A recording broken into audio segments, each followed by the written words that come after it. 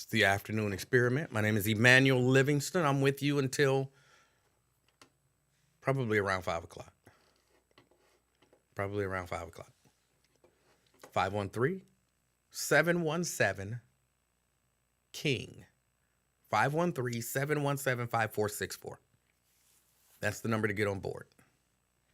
717 King. If this is your first time joining, welcome. Welcome to the show. Sorry, I'm doing some stuff over here as well. I may not be on tomorrow. I'll be out at the block party on Saturday, not for non-Ruckers, but at the one over in Roseline. I'll be out at that block party, and so I got to do some stuff for that. I really shouldn't even be on today because there's some things that, as we speak, are falling through the cracks. As we speak, there are a few things that are falling through the cracks, but I'll catch them. I'll catch them. But I may not be on tomorrow unless if I got everything buttoned down tomorrow, then I'll be here. But if there's a chance that something ain't 100%, then I'll have to handle that. But good afternoon, everyone. Y'all know, for those of you who watch semi-regularly, because I'm here semi-regularly, for those of you who watch semi-regularly, you know how I start the show off. Just saying hi to the people. You say hi to me. You tell me where you're checking me out from. And then I welcome you and your hood to the show. All right? Or your state, your city, whatever. Because not everybody is here in Cincinnati or even in the greater Cincinnati area. So let's get to it. Got Terry Anderson says, good afternoon from downtown. All right, downtown. I'm assuming you're at work. You might live downtown. It's possible. But I'm assuming you're at work. We got Black Russian in the house. Good afternoon from Orlando, Florida. All right, Orlando in the house. Disney World. Is that a big deal down there? I know people around the country are talking about it. And, you know, the whole thing with DeSantis and Disney World. Disney World is in Florida. Disneyland is in California, right? I get confused. I've never been to either. Never really even had a desire to go to either. Got Olympia. Olympia says, good afternoon, everyone. Good afternoon, Olympia. Quintano in the house. Coming from Dayton Street. All right. We got Jason in the house. Jason from Westchester. Maria, she's on YouTube, and she checking us out from North College Hill. Good afternoon. Sabrina in the house, checking us out from North College Hill as well. Y'all can get together and do a watch party. Suggestion. Andrea, good afternoon, Andrea from Gulf Manor. Let me see, we got Scott in the house. From somewhere in Cincinnati. All right. Terry says, turn up the mic. It looked like it's at a good level to me. My levels coming in over there look good. The levels that I'm seeing over here on Restream looks good. How about try turning up your device a little bit? And then if that don't help, then let me know. And then I'll see if there's anything else. My levels look good here. Thalia? She says, hi from the East Coast. I'm not sure if I pronounced it right. So I gave you options. I figured you could choose the one that was right. Miss Pittsburgh. Good afternoon, everyone. She says, good afternoon, Miss Pittsburgh. We got Sean in the house from Atlanta. And Sean, I think I saw a post where you posted something, you were working out. Looked like you were walking on a treadmill. This is going to seem weird. I know this is a strange thing to say.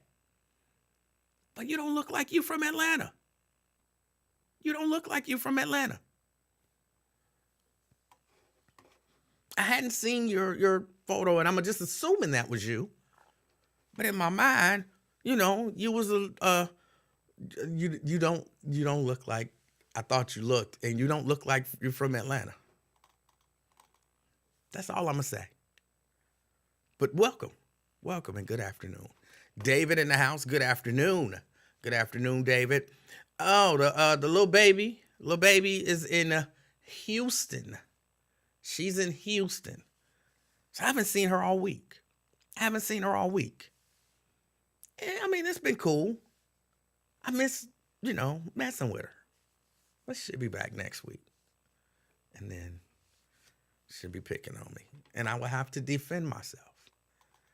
We got Color Me Bert. Good afternoon. Britt checking us out.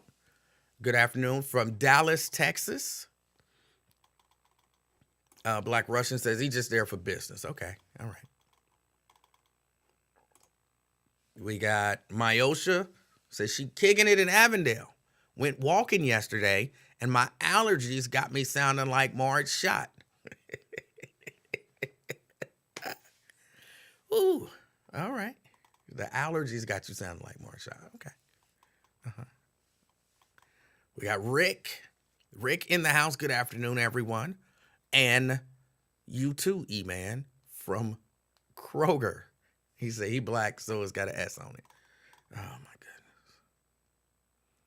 goodness. I'm working on it. I'm working on not caring. I was about to say, it don't hurt me when you put an S on it, but it does. Like, I experience some genuine pain. I do. I experience some genuine, it's definitely mental and psychological, but I think even some physical pain when y'all put S's and shit on words. Or the in the front of stuff that definitely doesn't have a the in the front of it. But I'm working on it. Be patient with me. God is not through with me yet. Be patient. We got LaDonna in the house. Good afternoon, LaDonna. Dale High, checking us out. Kenneth Jones says a great day. Great, powerful people. Checking in from the west side. Hold on, I got to turn this down. This is super loud.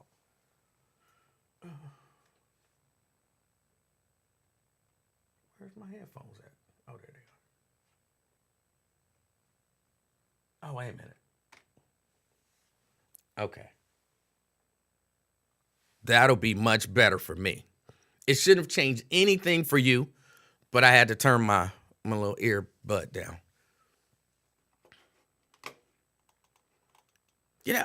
Somebody asked me, well, what kind of ear things do you use? Lincoln Ware, he has, headphones and all of that kind of stuff. And I told him, because people ask me questions about this as if I'm some expert at it. But people ask me questions. So I'll show y'all. I don't mind. These are some earbuds. They're molded for my ear specifically. So they go down in the ear and they go down in there. Put it in. Kind of twist it a little bit, pull the thing back there. So they sit in there just fine. They don't move. I only wear one because I don't need to. It sounds really full, and I like to hear what's going on in my surroundings. But that's it. This custom molded earbud. This particular one is Ultimate Ears. It's the reference. So the sound is not colored. It's just a flat signal. It's got the little wood grain, fake wood grain as the pull it back up.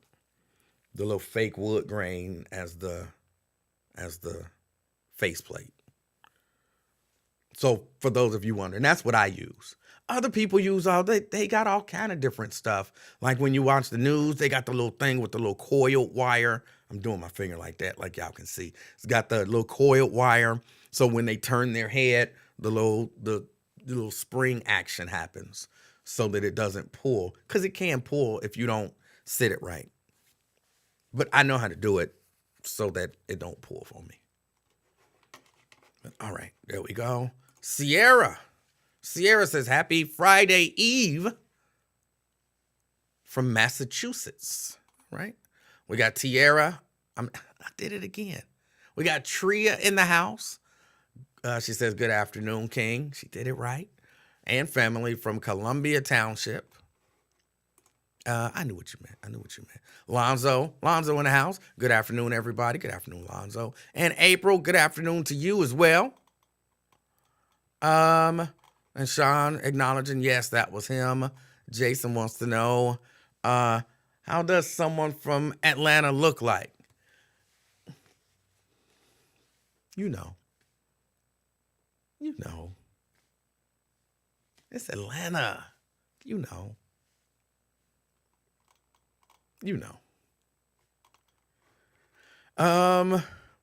What did you think he looked like? You know.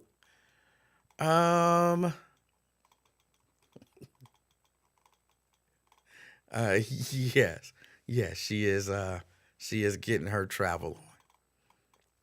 Probably wearing rain boots. She loved them rain boots. I think I'm at fault. Because I bought her some rain boots. I'd never seen her with rain boots. We was at like Walmart or something like that. Because she's like a kid. I'm not going to go spend a whole lot of money. When she needs some shoes, we go to Target or Walmart or Dollar General or something like that. She a kid.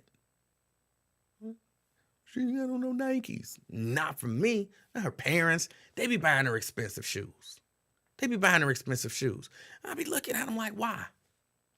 Now I got all these, or they got all these expensive shoes that she can't fit no more. I'm like, I could have bought her for the price that y'all paid for those.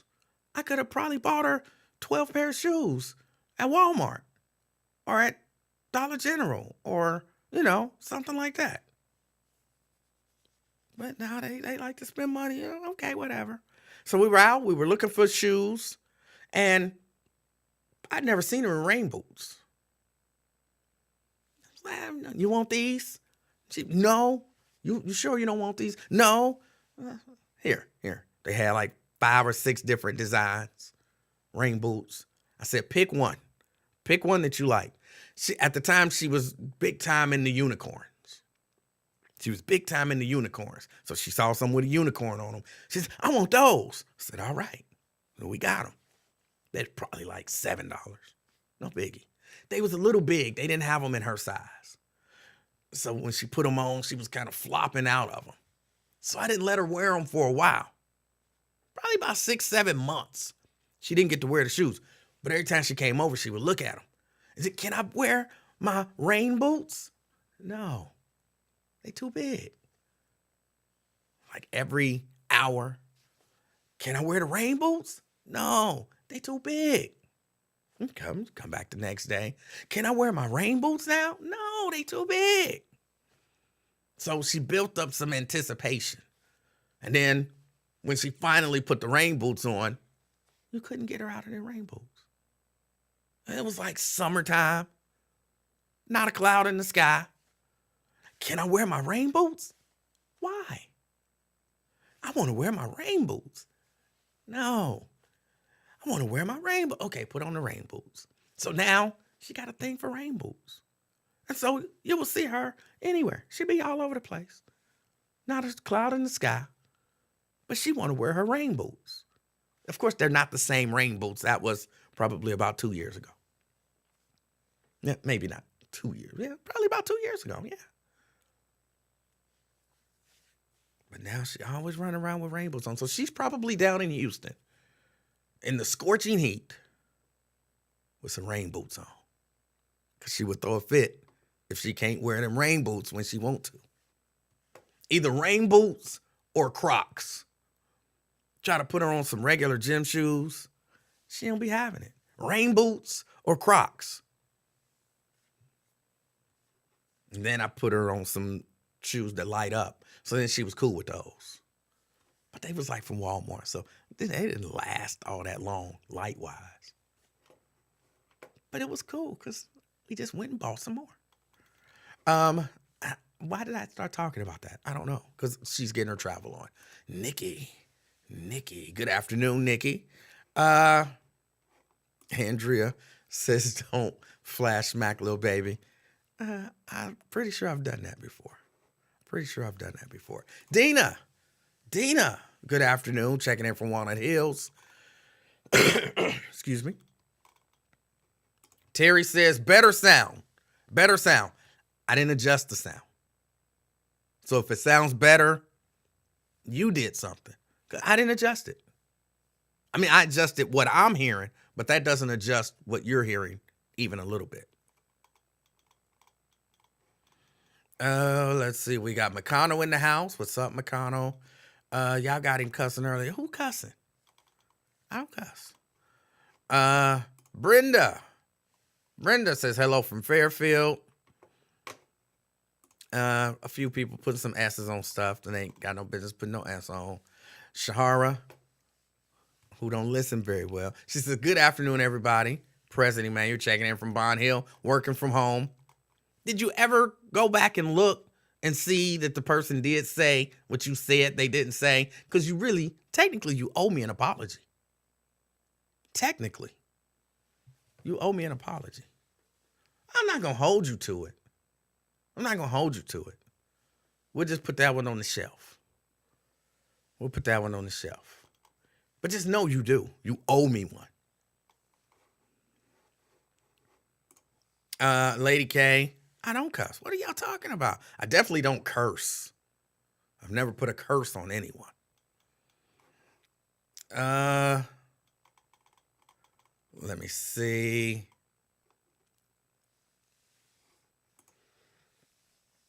Why do you think Raven doesn't wear headphones since it seems to come up with Lincoln so much? Is he right? Should she really be wearing headphones or not necessarily needed? I think she should be wearing headphones. But it's not necessarily needed, depending on how you work it. Like there were times when I've done entire shows on the other side of the glass, producing, technical producer of the show, and as a guest / co-host of a show, and didn't have headphones. And depending on how you do it, there's a way to do it. But she should be wearing headphones. You got to be like, I'm going to say something, but because here's the thing. When you're the technical producer and you turn on your mic, it mutes everything else. So if you don't have on headphones, you can't hear anything else that's going on. So I could be talking and then somebody else would be talking at the same time. I don't know that they're talking. They could be asking me a question. I don't know that they're asking me a question because I can't hear them. But if I had on headphones, then I could hear them. I say, oh, hold on, let me ask you this. And then I could be like, what? But if I'm just talking and they like, hold on, let me ask you a question. Oh, can I ask you a question? I'm trying to ask you a question. Oh, you don't want to hear my question. You don't know that they asked a question. So you got to be, there's a, you turn it on here. I'm going to say what I'm going to say. Boom, turn it off, turn it on. And I'm kind of back and forth with it off and on, even as I take a breath, just to see if somebody's saying something. See, off. And then see when I'm talking, off, back on. Then I let you know that I'm talking, and then, I say whatever I had to say, and then and you can't see my fingers, but one is off, one is on, and I'm turning it off and on even as I'm talking. So then that way, if you're talking to me, I can hear you. And I've done entire shows like that. But you should be wearing headphones. It's cleaner.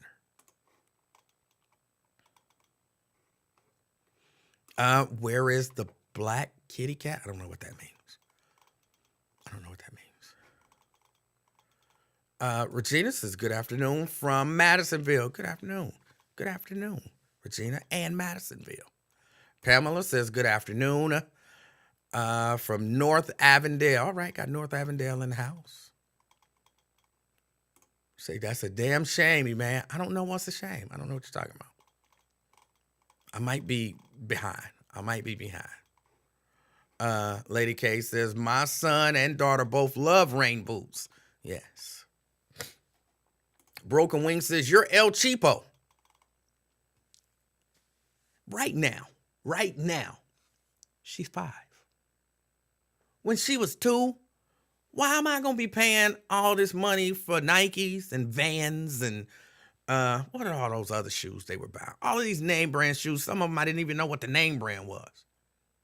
And they walk around with the shoes in the box because they don't want to get the shoes dirty while she's not wearing them because the shoes are so expensive. So when they drop her off, they bring 2 boxes of shoes. Instead of, just 2 pair of shoes, she ain't got on no shoes because she might walk somewhere. So they bring 2 boxes of kids' shoes. Like, oh, if she go out, she can put on these or she can put on these. Like, take them boxes of shoes home. Y'all can do that. We got some good Walmart shoes over here that I paid $5 for. She'll be just fine. She don't know the difference because she's 3. And then they light up. Oh, lights. She don't care that them shoes cost $7. And y'all paying $95 for shoes that she only going to be able to wear for the next 3 months. That ain't being cheap. That's being wise, if you ask me.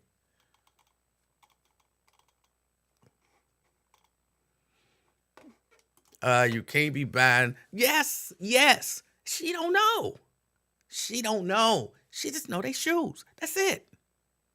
And if they light up, they the best shoes in the world. Or now, if they're rain boots, they're the best shoes in the world. That's it. That's all she know. I even when I have put her on those Vans, which I don't even know Vans when that became a thing, but apparently that's a thing. When I put her on Vans, she ain't never looked at me and was like, grandfather, I'm wearing Vans. Wow. Never. Not one time. She don't know.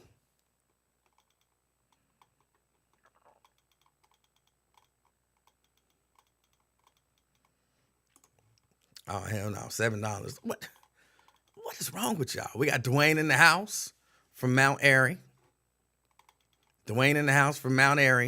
So how much should I be paying for, at the time, a 3-year-old shoes? Or even right now, how much should I be paying for a 5-year-old's shoes? $75? $75?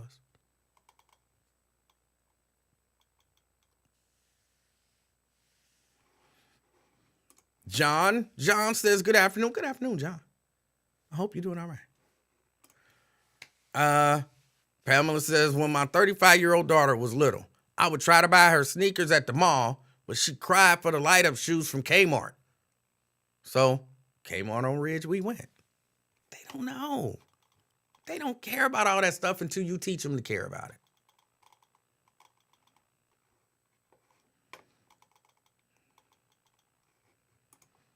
It always seems strange to me, folks buying their infant baby Jordans when them jokers couldn't even crawl, let alone walk. Yes.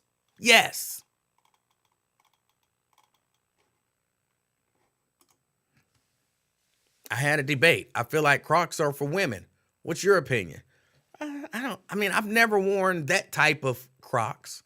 I had some, I was teased mercilessly for this, but I don't be caring. But I had some, Crocs at one point, but they were like, you know what, like, Chuck Taylors look like, the kind of canvas, low top shoe, multiple color, Crocs makes a version of those in many different colors. So I had bought 2 pair of the Crocs version, and I wore them around some people who are very brand name oriented, and they mocked me mercilessly.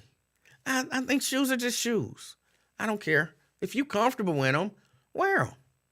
Wear them. By we, I don't mean black people. I mean our society kind of as a whole. We put so much value on what a lot of times I believe to be nonsense. We put so much value on nonsense, on these status symbols, because that's all they really are.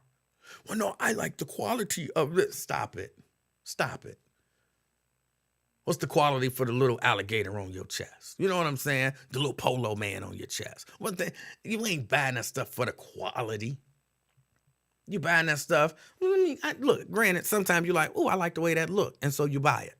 And I'm saying not that there's anything wrong with that, but if you see somebody else, oh, he got on U.S. Polo Association shoes.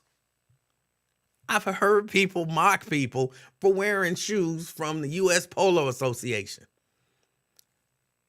It ain't polo, like Ralph Lauren. Status symbol. And we put so much value on these status symbols. Well, I can't get with that. So are Crocs for women or for men? Crocs are just a brand of shoe. And therefore anyone who wants to wear them. I don't like the way they look. The Crocs as a lot of us know them. I don't like the way they look. My granddaughter can't live without hers. I've never worn any. So if I see a man wearing them, I ain't gonna think nothing about him. Unless he like from Atlanta, then, he got that look. Let's see. Erica says, good afternoon from Reading.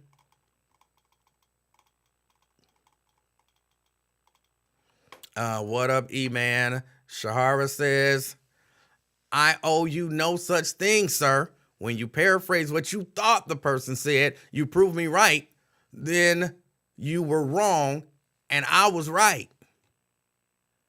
No, you were clearly wrong. You were clearly wrong. Clearly. But again, that's cool. We just gonna put that apology on the shelf. We're just gonna put it on the shelf. Paul, good afternoon, Paul. Let's see. Don't want to mess up the baby hairs. Okay. Nat, good afternoon as well. Good afternoon. E-Man, did you see that Nike dropped Ja Morant? I didn't, but okay. Congratulations. Maybe it makes some of y'all feel vindicated. Like, yeah, they punishing that man. Yeah, I feel great about myself. So, okay. If that make you feel good about you because they're punishing him, great. Financially punishing him, then great. Feel good about yourself. I don't get it. But different people, different people, different things. Different people, different things.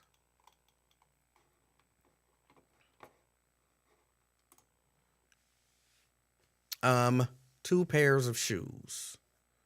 Okay.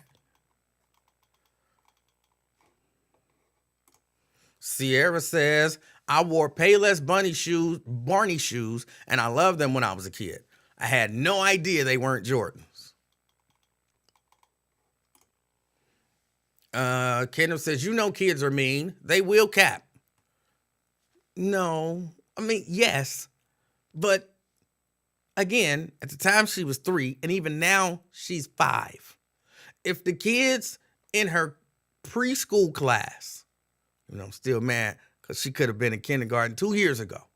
They tried to send that little baby to kindergarten 2 years ago. Her mama, oh, she too small to go to kindergarten. All the other kids going to be bigger than her. And then they were like, last year they were like, she can, we can't teach her nothing here anymore. Like, she should be in kindergarten. Oh, no, she's too small. Well, at least this year she's going because this is the age where she's supposed to go. And she's still too small. She's the tiniest kid in the class. But if those little bitty kids, 3, 4, and 5, are already capping on her because she not wearing Jordans, good, because that's their problem. Trust me when I tell you this, I know about her. At this point, she would not care if they were capping on her rain boots. She wouldn't care.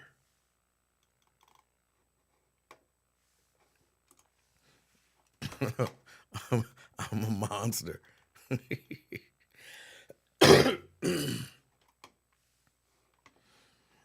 um, Fran.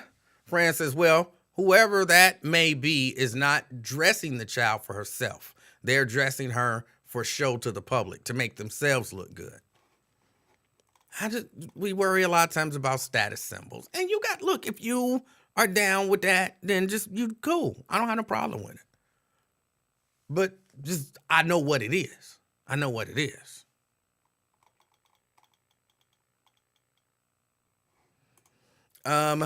Those cheap shoes feel different on your feet. Well, all shoes feel different on your feet. Like me, I can't wear Reeboks. Something about the way that they make them, they hurt my feet. Now, I can wear Nikes. I can wear Adidas. I can wear Converse. And I can wear no-name stuff. But Reebok, I can't wear. They hurt my feet. So different shoes, different even brands, expensive brands even, feel different on your feet. Or at least feel different on my feet. I can tell the difference. Like, I'm not going to necessarily say if you blindfolded me and put on a pair of shoes, I could be like, oh, this is Nike. But if you blindfold me and put me on some Reeboks, let me walk around for 5 minutes, not able to see what shoes I'm wearing, I'll be able to tell you those are Reeboks. I'll be able to tell you that.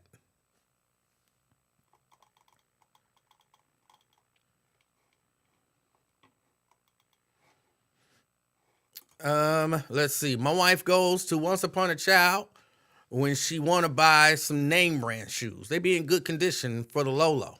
Yeah, because some parent, like my daughter, then went and paid a whole lot of money for these shoes, and the kid wore them 7 times, and then they grew out of them. So they still in like immaculate condition. And because she spent $75, then she like, I got to recoup some of this money. So she take it over to Once Upon a Child, and then they give her $15 for it. And then, they sell it for $25. And, they make it, I don't know the actual prices, but, that's the concept behind it.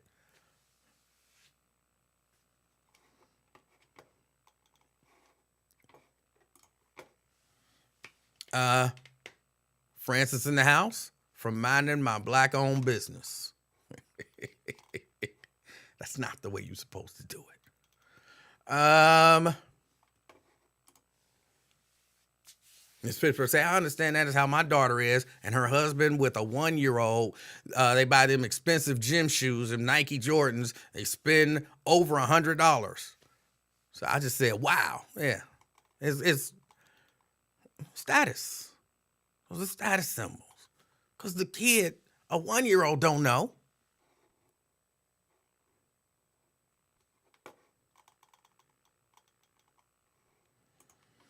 Let's see. I don't know how much you should be paying for shoes, but I ain't buying no shoes from Dollar General. Kids wear them 3 times and they fall apart. Well, number 1, that's not true. But number 2, that's cool. Because depending on the kids are rough on shoes, depending on who they are and what they do. So either they're really rough on them or, like sometimes they're like not walking yet. So they not rough on them at all. But think about it. If you spend $4 on a pair of shoes from Dollar General and they wear them 3 times, let's say 2 weeks, and then you have to go spend another $4. And then, in another 2 weeks, you have to go spend another $4. And the way that these kids, that's about all that they get out of it when they growing like that. There's a few months. So, okay, you had to spend maybe $12 through the life of that shoe size, as opposed to $50 3 times. Or even $50 once. Ain't nothing wrong with that, y'all. Ain't nothing wrong with that.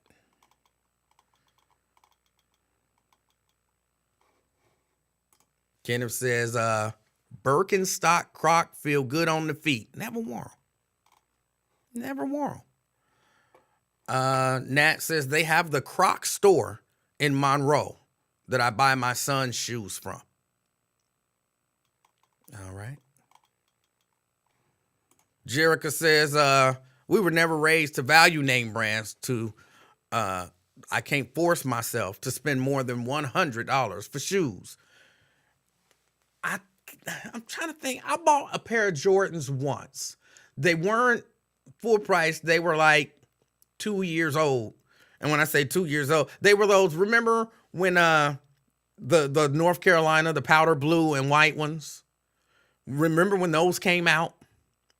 2 years after those came out, I saw some in a store new, and I bought them.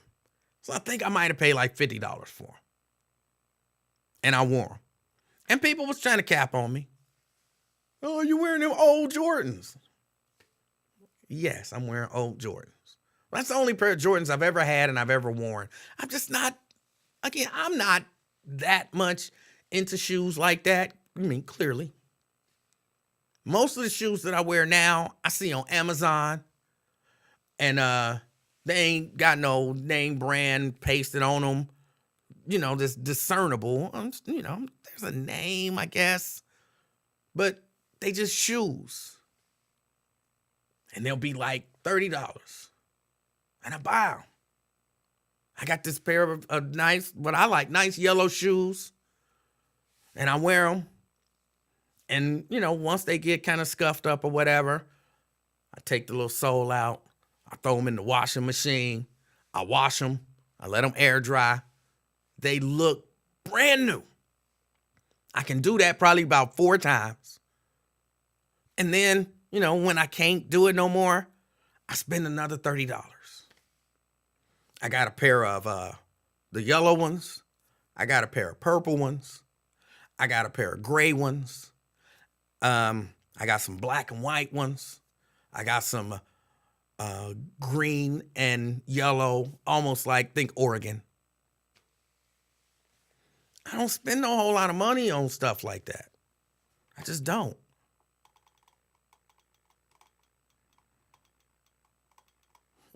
You like the alligator on the shirt.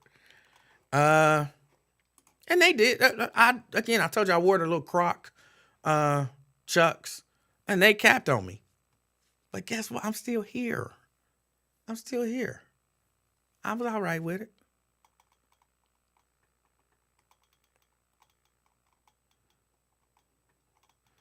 Let's see. And the Rick Ross collection, his shoes is $400 for kids. Yeah, I don't even know nothing about that.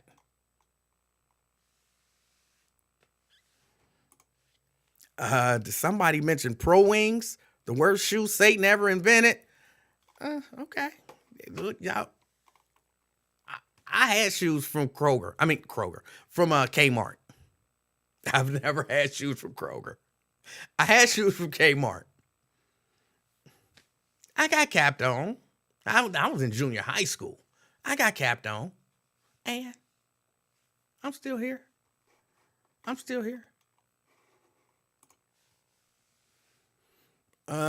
Sierra says, I just learned that to purchase a Birkin bag, you must first establish a purchase history with Hermes. And then you'll be put on a years-long wait list for the bag, which costs thousands. All right.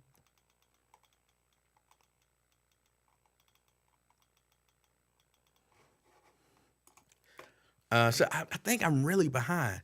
She's still talking about that. I know. Look, it's okay. It's on the shelf. Don't worry about it. Phyllis says, I buy what I can afford. I'm not making any designer that I don't know rich. But people are really, like, for real about that.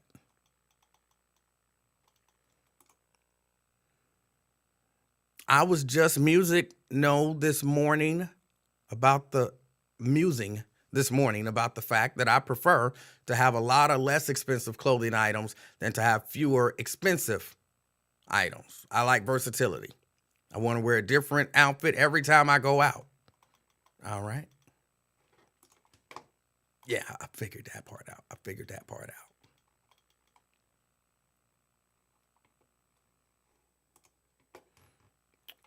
I love Brooks Glycerin 15 running shoes. Never heard of them. Never heard of them.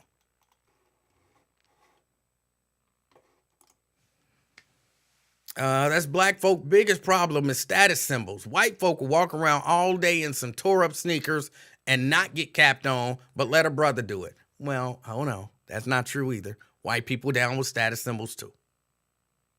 White people down with status symbols too. It's a societal issue. It's not just a black people thing. White people, poor white people, they want Jordans. A lot of times, not all the time, a lot of times, people who don't have much, they want to wear stuff to make it look like they have something. People who have, in excess, they don't really care too much what you think about what they have because they know what they have. So they don't have to look like they got it because they know they got it. But it's not just white people. It's not just black people. It's Asian people too. It's just people, I know here in America, but probably just all around the world.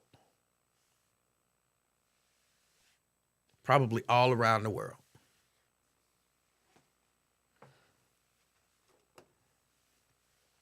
There's some kid mad because, they got a coyote bone in their nose and they want a lion bone in their nose. You know what I'm saying? It's something. Something.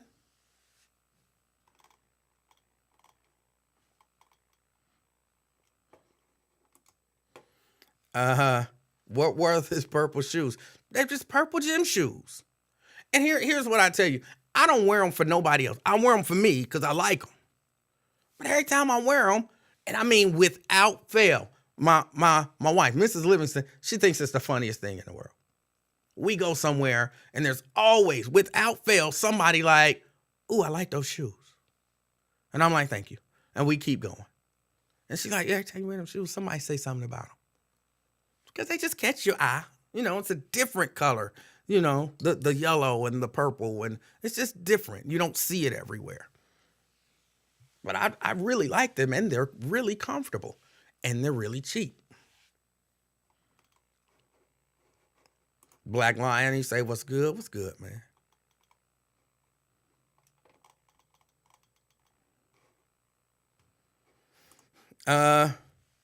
Reeboks and British Knights were made by the Klan. Or at least that's what they said growing up. Yeah, I heard that too.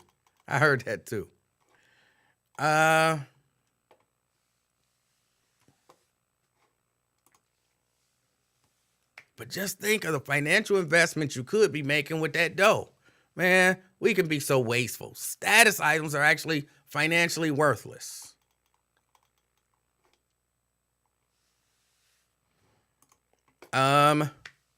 Gators, 700. My dumb ass growing up trying to match my Coogee. I thought it was a different word for a minute. Coogee. He was trying to match his Coogee. That's the word. Yellow shoes. What are you, a pimp? Do they got fish in the heel? They're gym shoes. They're just yellow gym shoes. I just don't buy no shoes on wish.com.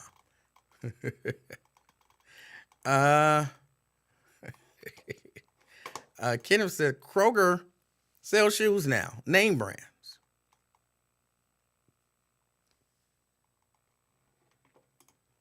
Shahara says she bought her ticket for Beyonce in Houston. She's broker, but she's super hype. All right. Good for you. Glad that you doing what you want to do. I don't understand Beyonce fans, though. And I'm not knocking. Y'all could be fans. It's almost like they cooler because they like Beyonce. And then they get mad at people who don't like her. And I'm not saying it's you. but a lot of Beyonce fans. That's a status symbol for some people. For some people, that's a status symbol.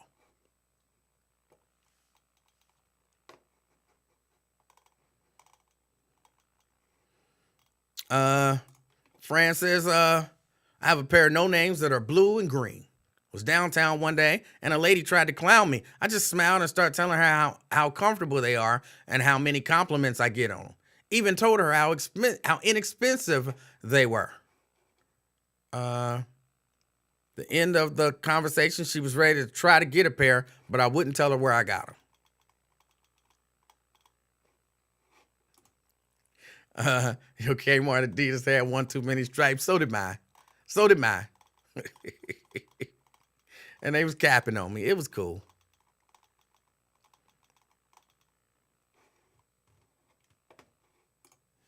When you in these streets, you keep fresh.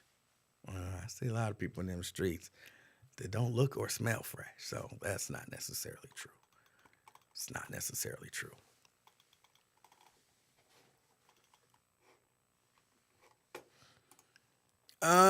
So when you were watching dude on the treadmill, what were you looking for?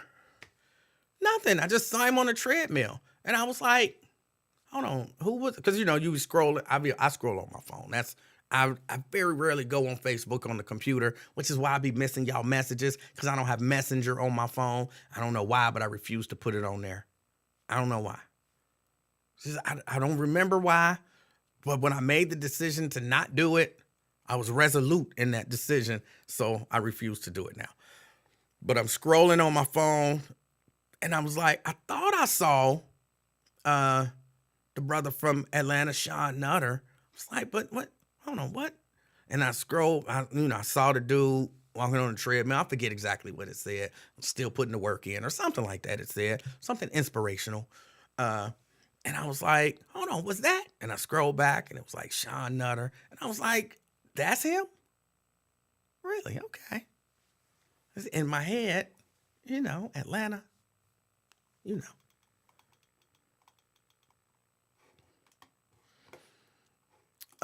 Ben says, let us see a pair of those shoes. I don't believe you. What do you not believe?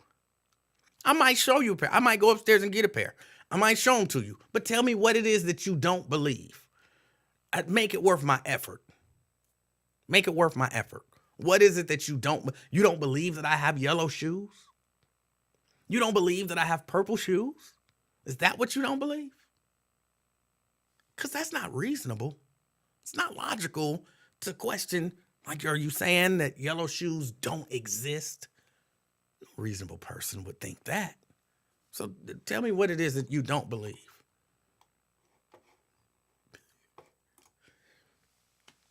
Young whites are definitely putting down other white people for not wearing a certain brand of shoes and clothing. It's an American thing. Yes. And he says pro wings can burn in hell. Terry says it was Troop gear Clan made. Troop 2. It was BK. It was Troop, and it was those little crowns that everybody used to put in the back of their cars. The Klan made all of that. According to the urban myths. They gym shoes. Pimps don't run around wearing yellow gym shoes. They wear gaiters.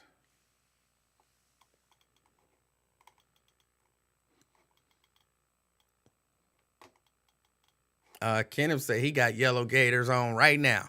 Oh, he didn't say on. He just said he has yellow gaiters. Okay. I guess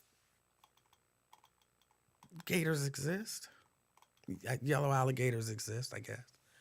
I don't know where they catching them purple ones, though. Ben says the compliment was sincere. What compliment? I scrolled past the compliment that I didn't see. But thank you. If it was a compliment and it was sincere towards me, thank you. I appreciate it. I didn't see it, though.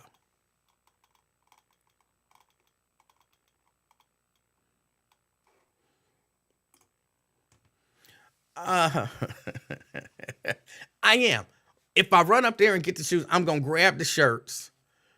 But if you call me today and tell me where I can meet you tomorrow, I will get those shirts to you because they done. They just sitting there. So you call me, you tell me where I can meet you tomorrow, and I'll get them to you tomorrow.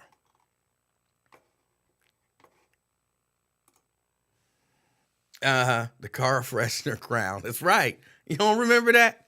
Y'all don't remember that? The crown everybody used to have in the back of their car. Walter says, what up, people? Hey, what's up, Walter? R-Dub says yellow dress shoes. They exist. They got all. You can taste the rainbow when it comes to dress shoes. I don't know where they finding those alligators, but they find orange alligators. They find purple alligators. They find green alligators, which is reasonable because, green alligators. They find blue alligators. They find all of that stuff.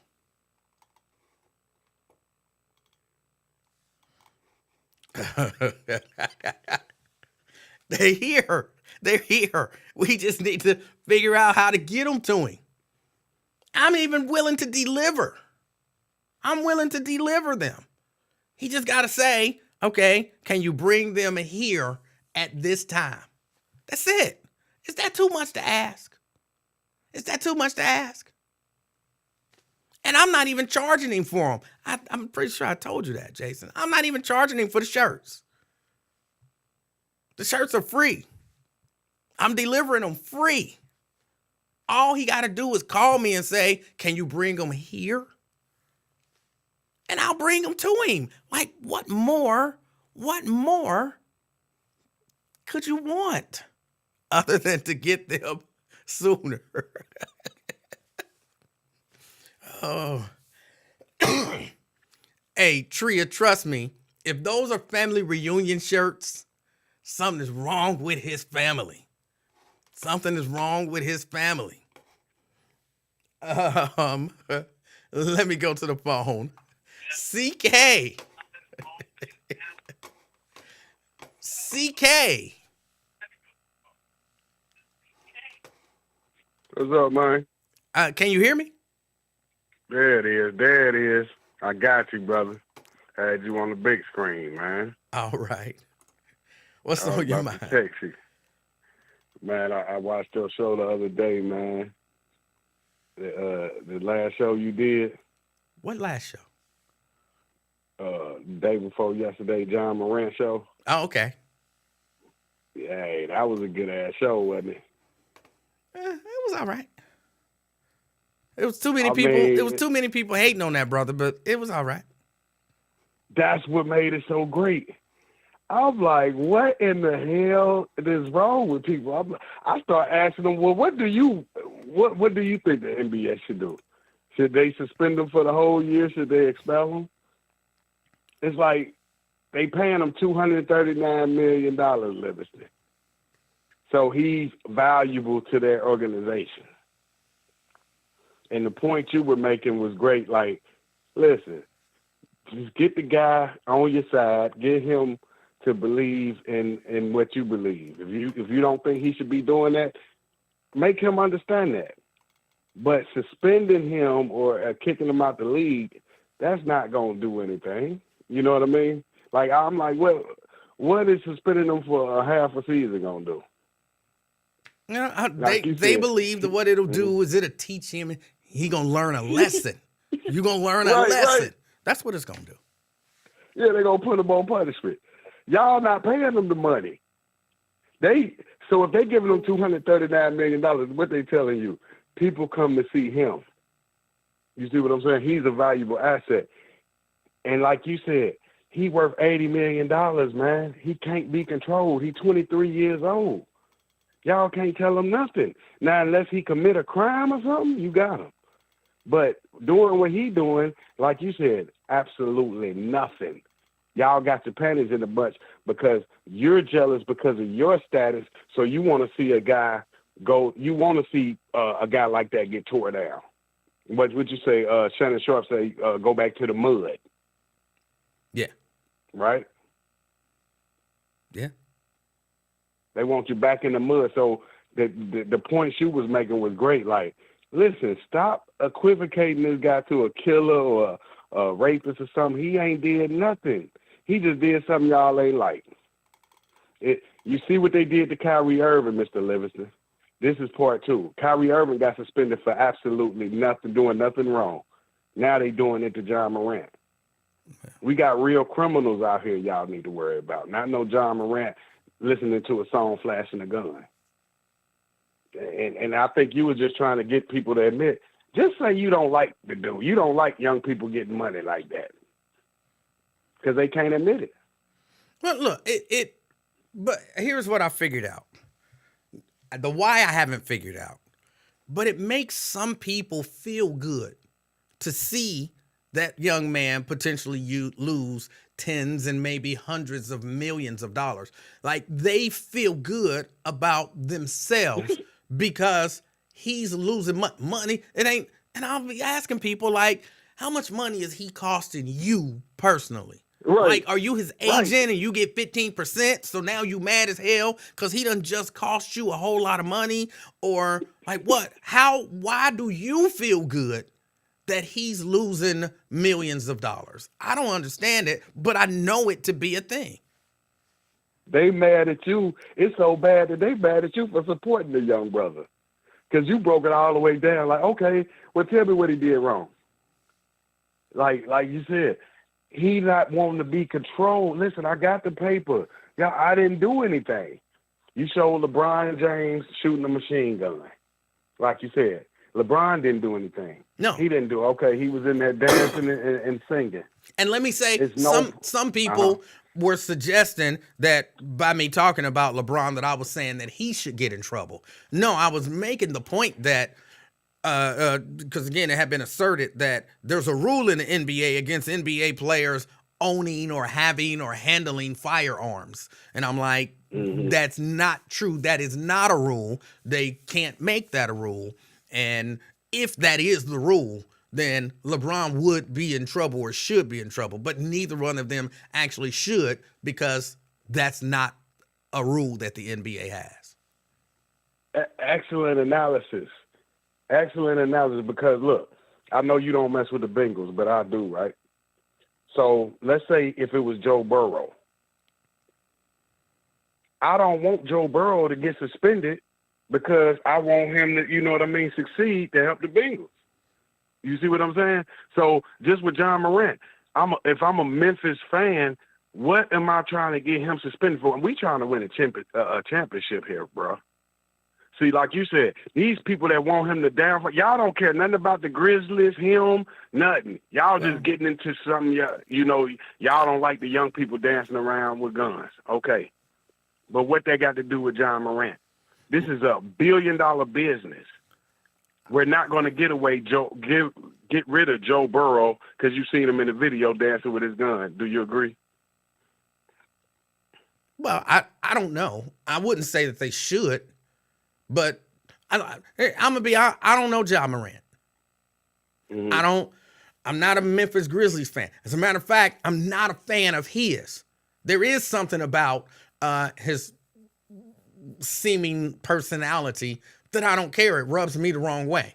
So I don't like it. So, you know, that's that. But I still don't want to see nothing bad because I don't like him.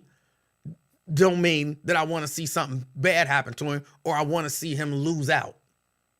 That's not I don't like LeBron James. I think everybody knows that. But I'm not like suspending because, you know, he posed as a gorilla. No, I just don't like him because he posed as a gorilla. But I don't want him suspended because of it. Suspend him because he got them hair implants and I don't like him. No, I don't like him. But don't suspend him for it. And to support your argument, Livingston, remember the Philadelphia Eagles wide receiver said the N-word. This man got praised and he never got suspended or anything. Now you telling me that's worse than flashing a gun while you're singing? So if you're gonna make an exception for the white boy when he said the N-word, the Philadelphia Eagle, I'm damn sure ain't gonna vote for a brother That's where we got to be. If y'all not gonna suspend the white boy for saying the N-word publicly, in public in front of everybody, why am I gonna be a black man talking about hell yeah, John Morant need to be fired? He brought it on himself. No, y'all ain't say that shit when the white boy was going around saying the N-word. You say, oh, that's good. Michael Vick want him on his team. See, we pick and choose who we want to come down on, because had he committed a crime, had he shot somebody or something, then it would be different. But that what he did, you made a point. It's no harm, no foul. It don't mean nothing. Y'all could just say, man, what the hell y'all talking about? You know what I mean? And this is where we need the younger athletes to have the gift of gab. Like, just imagine if John Morant could explain why he does the thing he does. Listen, I live in Memphis. They killed young Dolph out here. Hey, I got my gun with me all the time. I'm trying to get me and my gun better. So anytime you see me, I got my gun. I'm worth that, and people can't see how does it feel to be him. He's $80 million, 23 years old. All right. So imagine how he's a target. Don't you think he's a target? I'm sure to some people he's a target. Yes. And he needs protection. So it ain't no big deal of him having a gun. That's what people need to stop and say, yes, of course he got a gun. CK, here it is. Here it is real simple. Some people don't like him, but some people feel like if that man told you to act a certain way, you better act that certain way, boy, or you lose your money. And if you lose money because that man don't like the way you acting, then you dumb for acting how you want to act, because you should act the way that man told your black ass to act. And that's the long and short of it. They told your black ass to act a certain way, so act that way, boy.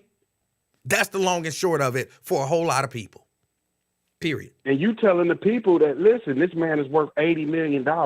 He's still a boy. He ain't worth 80 billion. Them dudes is worth 80 billion. Now, once you become worth 80 billion, well, you probably still gonna have to do what he told you to do, boy, because somebody worth 100 billion, and you made that 80 billion off of them. So, boy, do what they told your black ass to do. That's how a lot of black people feel, which saddens me. Yep, that's what you see in the comments. They mad at him, because that's why I asked him what would you do if you was giving him a thing? Because if it was me, I'm gonna tell you the truth. I would talk to him. You know what I mean? I'll holler at him, and I think I can get through to him why it's not good to do those things. But I'm not gonna never sit here and say I'm gonna suspend him, because I don't think suspending him is the right message to send. CK. I think the right message is I gotta run. Okay, yeah, I was just letting you know that, brother. All right. Hey, I appreciate your call, man. Sir. Yes, sir. All right. That's CK. I appreciate his call. And I appreciate that a lot of y'all don't agree. I understand. I think even my man Terrence, where was it? Terrence said, are both of y'all serious? Well, I can't speak for him, but I am.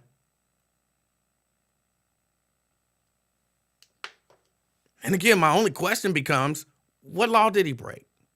Did y'all know of? He wasn't pointing at people threatening to shoot him or nothing.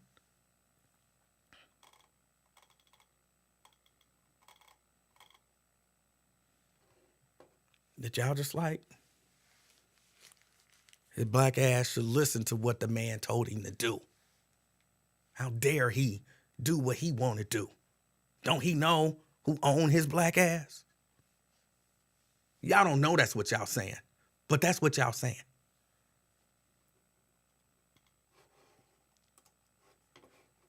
And again, I don't even like the guy. I don't even like the guy.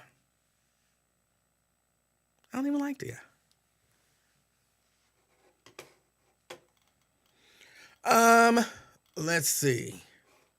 Hold on. Y'all know I like to answer questions when people ask them. He is not in jail, is he? Not to my knowledge, unless you heard something different.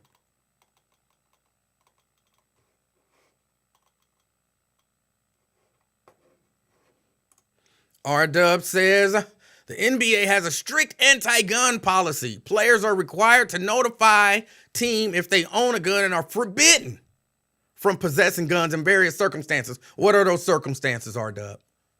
What are those various circumstances?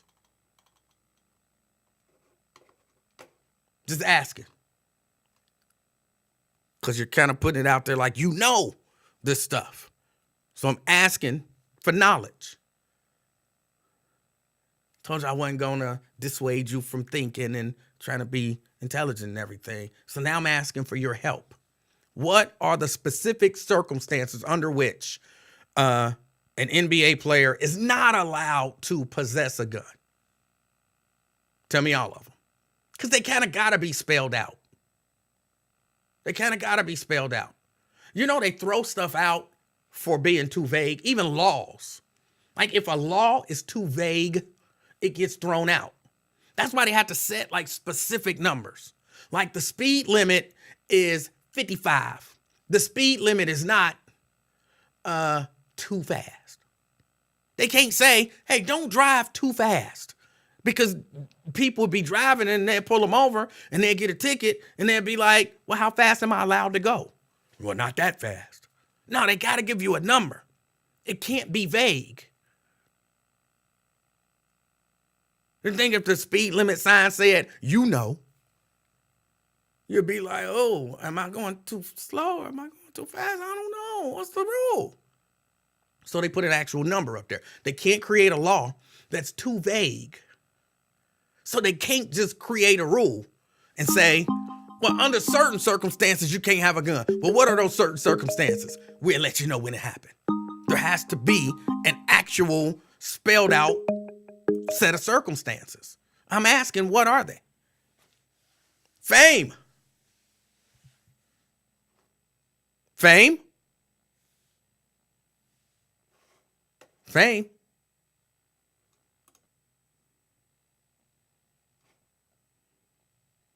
Fame. Fame going once. Fame going twice. All right. Fame call back.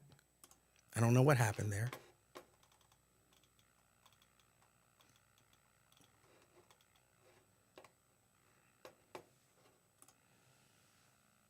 Even when a player is holding a gun while away from a team or league activities, the NBA can still fine, I'm sure you meant, and suspend the player if it deems it's kind of a present issue or detrimental to the association. But again, there has to be some standards. They can't just arbitrarily, well, clearly they can, but they can't just arbitrarily say, oh yeah, we didn't like that. No, there's no rule against it. There's no rule that says I can't have a gun in my car. Like, where's that in my contract? Well, it's not, but it say under certain circumstances. Well, you got to spell out what those circumstances are.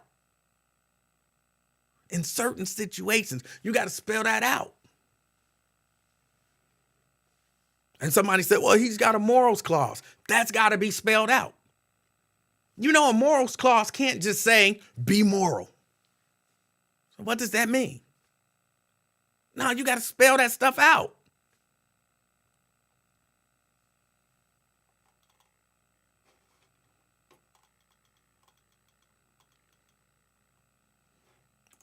I love hypothetical questions. Hypothetical question. If you went on Instagram and you saw your son waving a gun with his buddies, throwing up gang signs, what would you say to him? I'd say, don't do that.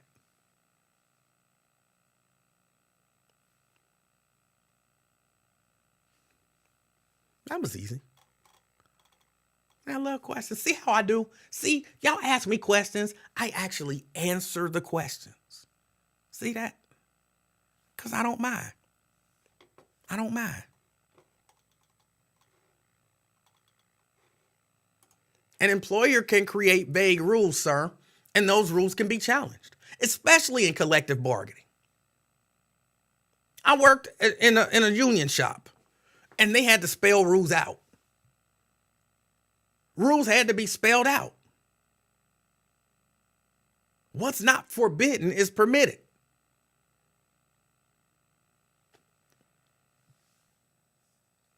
So they can't just say,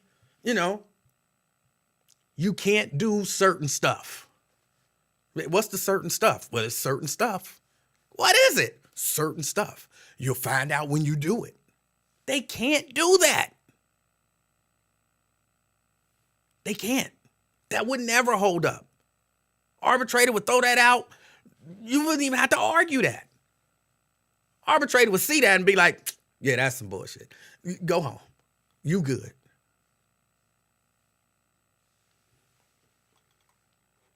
How do y'all not know that?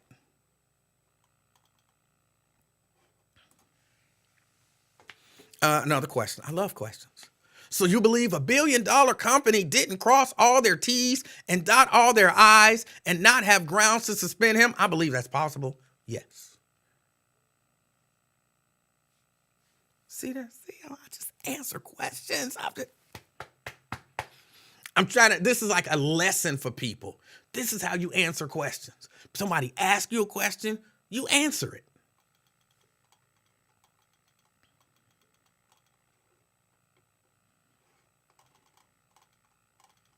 I don't know. Now I'm just looking for questions. I like questions. I like the way it feels when someone asks you a question and you answer it. I love the way that feels. Then they could ask a follow-up question. And then you could clarify if necessary. That feels good. Y'all never do that. When I ask y'all questions, y'all always avoid the question. You don't want to answer the question. Why do you want to explain for 50 minutes before you answer the question to try to spin? Like, just answer the question. This is like a master class. Not so much, but I'm just answering questions. Did you have a contract with your former employer? Yes. See that again? Just a question and an answer. Question and an answer. I'm on a roll. I'm on a roll. R-Dub, do you have a contract with your current employer?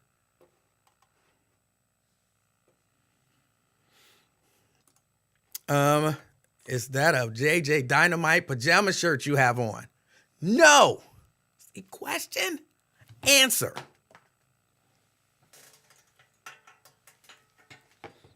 I'm going to treat myself to something nice when this show is over. I'm going to treat myself to something nice. Because I'm knocking it out the park. I'm knocking it out the park.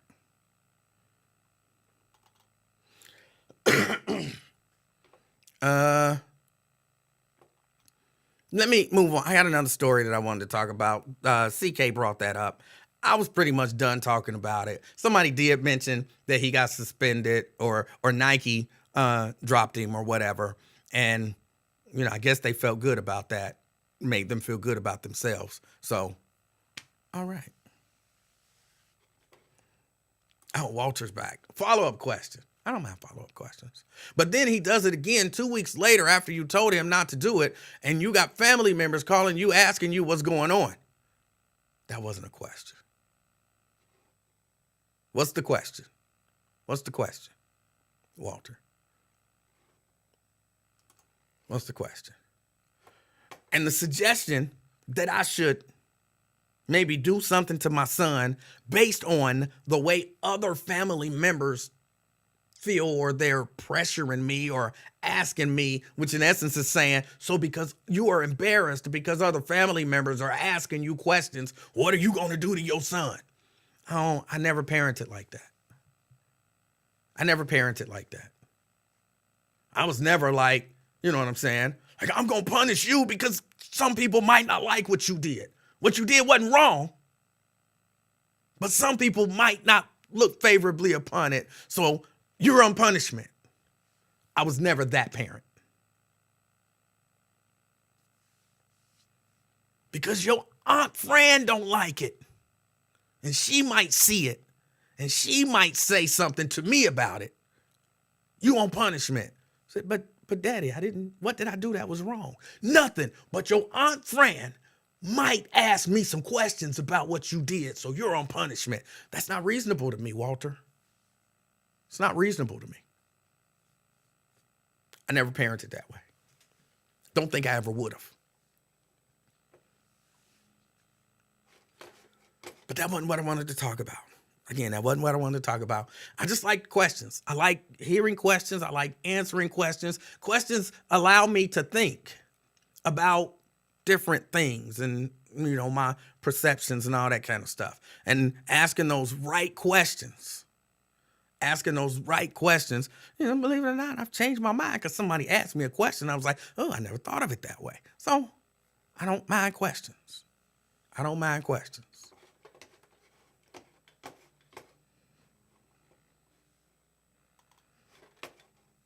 Uh,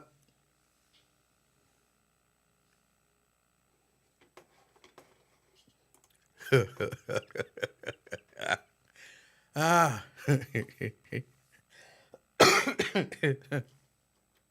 Daryl, see now what you trying to do is you trying to make my oppositional defiance disorder kick in. Because you telling me get to what you want to talk about might make me not get to it. See, then I have to fight. Like, do I allow him to control me or do I allow him to subliminally control me? While I think about that, let me answer one more question that came in.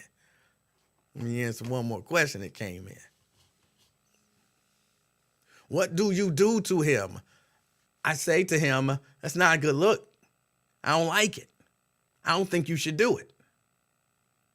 It vexes me. Please stop. That's what I do.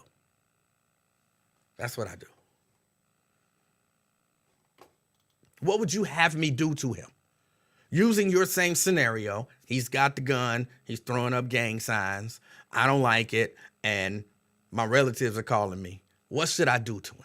You tell me what I should do to him. Should I kill him?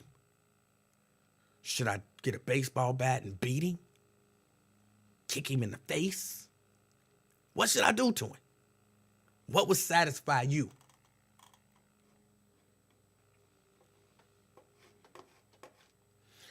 Here, I wanted to throw this out to y'all. Just because I saw this story and I thought this is interesting. I want to watch this and see how this one goes. The man who witnessed George Floyd's murder by police is now suing Minneapolis. Yeah, he is suing Minneapolis. Now, he wasn't murdered. He watched the murder. Y'all remember the dude that was, he was like an MMA fighter or whatever, him, Donald Williams. He testified in Derek Chauvin's trial. He was telling him, get up, get off of me. Why are you doing that, man? I think he was a shorter, kind of browner, darker skinned brother. And he didn't like it. And then Tu Tao kind of pushed him back, told him to stay back. Well, right now, he is suing. He's alleging that he was assaulted. And I guess, depending on the legal standard that you use, he was assaulted. The officer put his hands on him. Clearly, he didn't want the officer to put his hands on him. And for some, assault is just unwanted touching. So he's saying that he was assaulted and that he suffered emotional distress as he witnessed George Floyd beg for his life, go limp, and stop breathing, and basically die right there in front of him. He is suing for emotional distress. The lawsuit alleges that Chauvin and another officer, Tu Tao, taunted Floyd, Williams, and other bystanders who expressed concern, and that Tao placed his hand on Williams' chest. Williams took those actions as threats, and the lawsuit says he was fearful for his safety and the safety of other witnesses. He's seeking more than $50,000 for each count. Now, they come up with that amount because that's a standard dollar amount that must be listed in Minnesota if a plaintiff intends to seek anything above that figure. So you have to say, I'm suing for $50,000 in order to try to get anything more.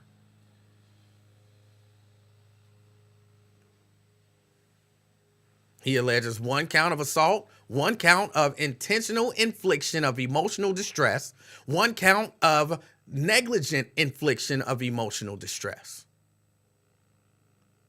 He says because of the officer's conduct, he endured emotional distress, pain, suffering, humiliation, embarrassment, and medical expenses. He's suing. Now, of course, the city, they don't have a comment. They typically don't comment on pending legislation. Williams is a former wrestler and a mixed martial arts fighter who also worked as security. He testified at Chauvin's trial. He said Chauvin appeared to increase the pressure on Floyd's neck with a shimmying motion. In response, he yelled at Chauvin that he was cutting off Floyd's blood supply.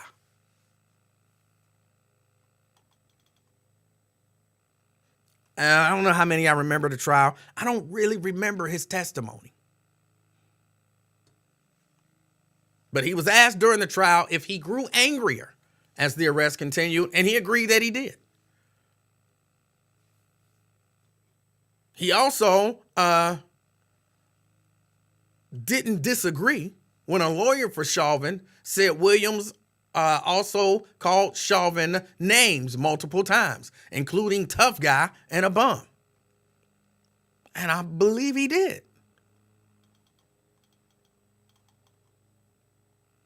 So he's suing. What do we think about this? I kind of like this. Look, here's the way I see it. They, being the system, they use the laws as weapons against us. A lot of times. I just watched a video where they arrested some people. I'm taking a small detour. Just stay with me for a second. I just watched a video where the police went to a house. They wanted to search the house because they thought it was a guy. It was in a house full of white people. That's important because there was this black guy who was wanted. And according to the police, some other police officers said that they saw this black guy in this house. Now, they didn't have a warrant, but they showed up. They wanted to search. Of course, these white people are like, no, you can't come in here and search. Number one, ain't no black people in here. But even if it was, the law doesn't say that you can come in my house and get him. You have to have a warrant, number one, to search my house. And even though you have a warrant for this guy's arrest, who's not here, but even if he were here, your warrant for his arrest doesn't give you the right to come to in my house and arrest him. I know a lot of people don't know that. But if, like, say your cousin Peanut is always in trouble. Y'all got the family, gathering going on at your house. Peanut got a warrant out for his arrest. Police drive by, police see Peanut, in the house through the window. The curtains is open. They see Peanut in the house. You know that the police can't just barge in your house and grab Peanut? Like, we got a warrant for his arrest. They can't do that. It doesn't give them the authority to go on into someone else's home to affect that arrest. Now, if they see Peanut at Peanut's house, they can grab Peanut. But they can't barge in your house against your will and grab Peanut. A lot of people don't know that. But in this particular case that I'm talking about, Peanut wasn't even there. And so what the one officer was doing was he had his foot in the door so that they couldn't close the door. And they kept asking him, do you have a warrant? Do you have a warrant? And they kept saying, no, we don't have a warrant, but we're going to come in there and get Peanut. They wasn't actually saying Peanut. I'm just saying that because one of y'all got a cousin named Peanut that's always in trouble. So they were saying, we don't have a warrant, but we going to come in there and we going to get Peanut. And they were saying, Peanut ain't here and you ain't coming in. And then they wanted to close the door and they told him that this is the point that I'm getting at. They told him, this is what the police said. If you go to close that door and it hits this officer's foot, again, he got his foot in the door so they can't close it. If you go to close that door and it hits this officer's foot, we're going to arrest you for assaulting an officer. And he went to close the door. It hit the foot. They snatched him out the car and they arrested him. They were asking for a supervisor. And the police officer on scene told them, we ain't calling no supervisor. You got a phone in your hand. You can use that phone to record us. You can use that phone to call and try to get a supervisor here. So one of the white ladies who was there stopped recording and called 911 to ask for a supervisor. You know what happened? You can guess. They arrested her. They said, you're misusing police resources. But you just told her to use her phone to call. My point is saying all of that. I guess all the charges were eventually dropped. And the lawyer that the white people had advised them not to sue. But other people are advising them, get a new lawyer, because y'all got a lawsuit. But that's that. But the point of me bringing all of that up was not just to bash police. The point of me bringing that up was to say, look, these people are masterful at using and manipulating the laws on the books against you and against me. If you hit that officer's foot with the door, I'm going to arrest you for assaulting an officer. That is taking a law and spinning the law.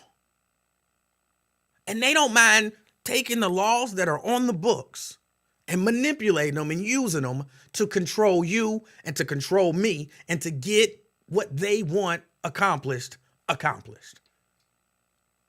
So I'm all for this dude. On some level, it could be a little frivolous. Like, bruh, he pushed you back. And now you suing for emotional distress. But I could imagine that if I watched the video of it. I'm considering, not seriously, but I'm considering, depending on how this go, suing Minneapolis. Because I had to watch a video of a man die. That emotionally disturbed me. I want $50,000. I could imagine if you were right there on scene, I could imagine having dreams about that. Yes, I'm certain he was afraid for his life and for the lives of everybody else. No doubt in my mind he was afraid. I support this lawsuit. Do I think that it'll actually something will come of it? No, I don't. I hope it does. I hope that this is something, some other way to attack the system. Yeah, I thought, should I not use the word attack? This is another way to attack the system, to get the system to do what's right and be fair. That's a problem that needs to be attacked. And if more people who witness these horrible, tragic events where police are involved would say, look, you're not only affecting that person, that person's family and that person's livelihood. I had to watch that stuff. I am traumatized by it. I had dreams about it. I was fearful. Maybe, I don't even really want to finish that because it won't. It won't. I was going to say maybe some of this stuff will stop happening, but it won't. It won't stop happening. It won't stop happening because there are way too many people who support it. You don't know, some of y'all don't know y'all support it.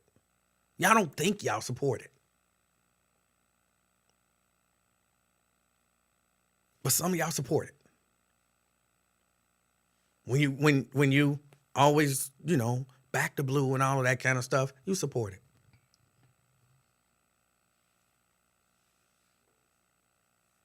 Now, some of y'all openly and overtly support it.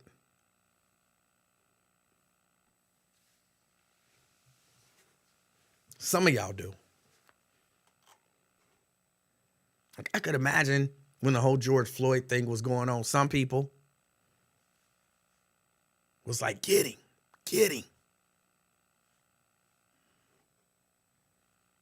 He shouldn't have had that $20 bill. He should have just complied.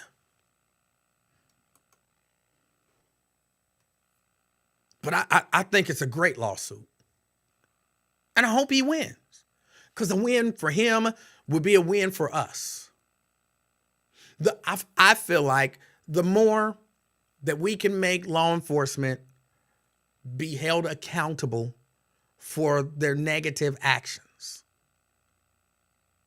the better off we'll be. The better off we'll be. But what do y'all think? What do y'all think? Is this a frivolous lawsuit? As R-Dub says? Is this a frivolous lawsuit? I'm not going to use that middle word because I don't cuss. But is this a frivolous lawsuit or is this brilliant? If some brilliant legal mind said, you know what? This is another way to attack that problem. Not only the victim, like the first-hand victim, but the second-hand victim, the one that had to watch it. They're also a victim. I like it. Also, I wanted to, for this whole thing in Anderson,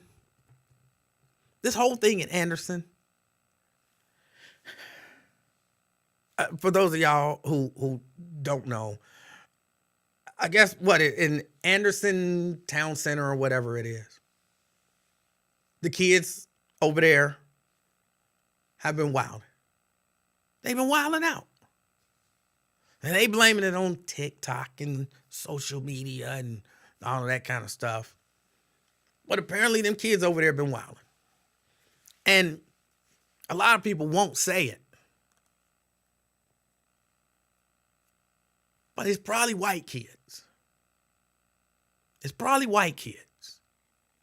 I'm saying probably. Actually, I'm saying probably. But I'm saying probably because, I don't know, I wasn't there.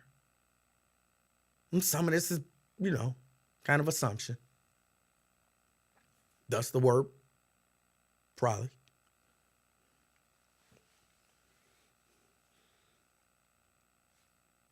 But do any of us, I don't think I'm the only one who notices a difference in tone and in aggression in terms of the scope of punishment and even just the way everybody is talking about it.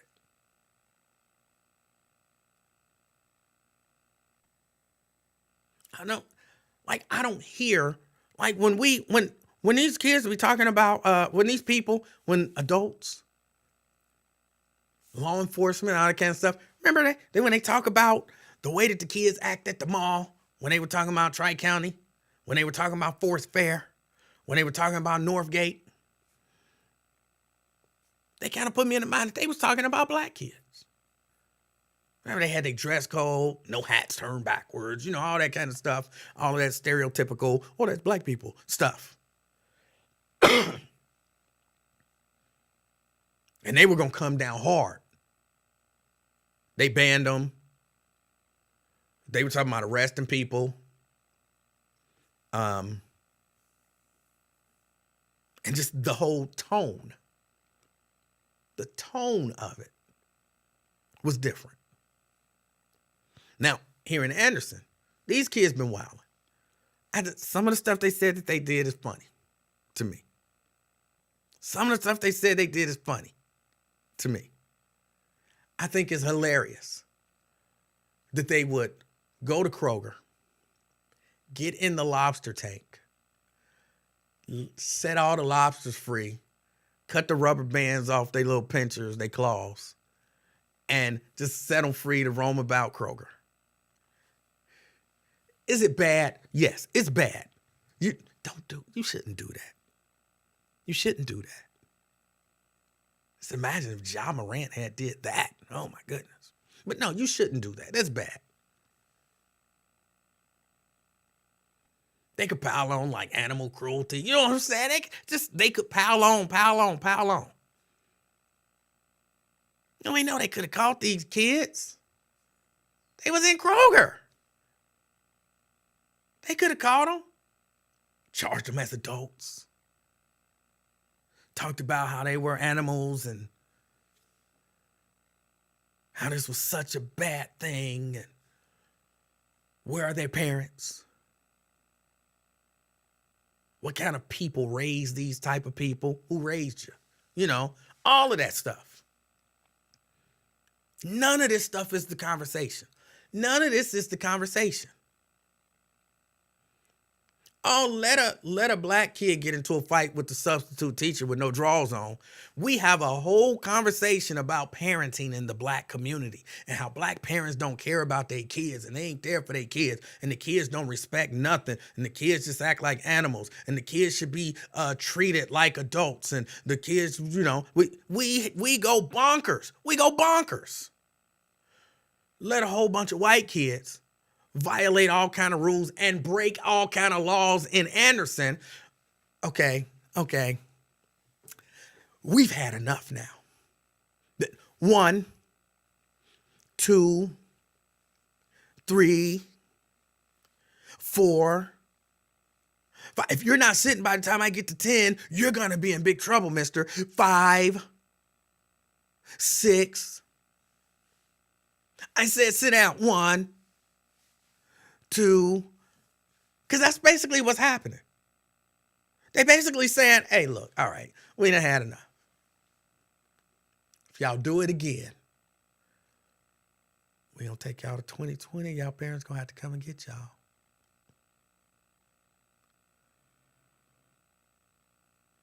We gonna act like we gonna treat y'all like we would treat those black kids. My question becomes, okay, if that's what they gonna do now, because this goes back to what I've been telling y'all from when I lived in Hamilton, when I lived in Fairfield. I saw the way law enforcement and authority figures handled their own children. Let me be clear when I say their own children, because somebody gonna say, what do you mean their own children? I saw how white police and white authority figures handle white kids when they did things that they were not supposed to do, broke the law. Were violent and mischievous to the point of being criminal, damaging property and all that kind of stuff. I saw the way that they get treated. And that sounded to me like what's been happening in Anderson. That's what it sounded like to me. Let me ask you this. Do you think over here on Kennard, the Kroger in Kennard, the same Kroger where the 10-year-old got tasered for stealing something, that Kroger, do you think if a group of, what school is around here? I think this would be Aiken. If a group of Aiken students after school went to the Kennard Kroger, got up in the lobster cage and set all the lobsters free, licking the ice cream and all of that kind of stuff, do you think that would go on for any extended amount of time before the police said, okay, look, 1, 2, we've had enough. And if this continues, we'll take you to 2020. And then your parents will have to come and pick you up there. Where were their parents picking them up before? Where's the record of these kids being arrested and charged with crimes before? Because it says to me, before it was Tanner, Connor, you're in trouble. Go get in the police car. Where do your parents live? Where's your mom and dad? We're taking you guys home. Heather, John, your sons Connor and Tanner were at the Kroger store letting all the lobsters loose. What are you going to do about this? They were doing what? Well, we didn't know that Connor and Tanner, get over here right now. Go to your room. Thank you. Thank you for bringing them and letting us know. We'll take care of this. You take care of it. We don't want to see their futures, ruined over something like this. I got to write a report.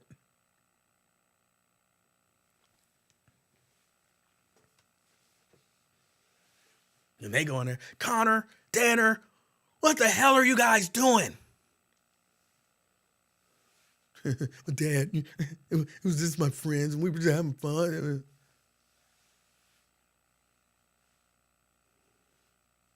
You can only use your car to go to school, go to the games, go out to party, but you can't, no cruising for the next 2 weeks. Come on, Dad. Shit.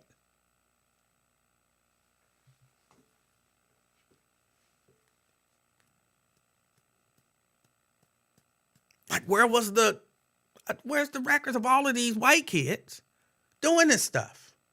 Where's the records? Shouldn't that be on their record?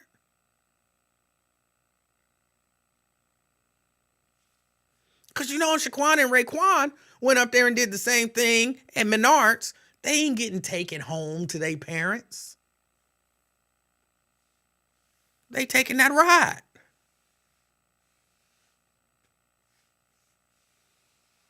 Ain't gonna be no big statement made. And I'm still waiting for the conversation around where are the parents and why are these parents failing their children? Nobody's having that conversation. If they was black, that would be the conversation. That would be the conversation we would be having right now. Groups of black teens are going into Kroger on Kennard. They're terrorizing people and they're damaging property. See, that's why we can't keep no grocery stores in our neighborhoods. It's the parents' fault, though. That's who should be punished. They should be charging the parents with crimes, charging them parents for them lobsters. They charge them for the lobsters, and they charge them with criminal mischief and charge the kids. Put them all in jail. I bet that'll change something. Find their daddies. Put their daddies in jail, too. But what if the fathers wasn't a part of their life? That's the conversation we would be having.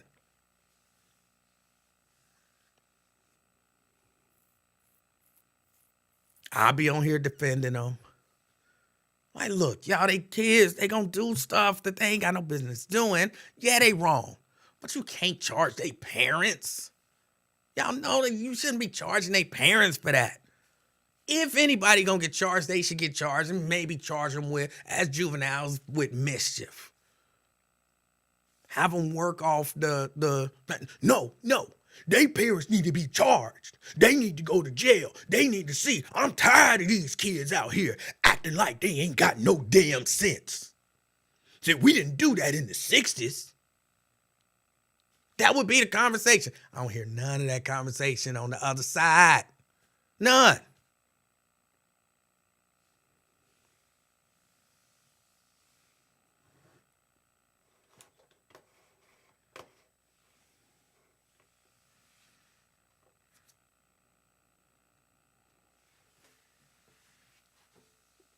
I'm just being, I don't see it. And I get a little irritated when I see this stuff happening. And then we be so rough on our kids.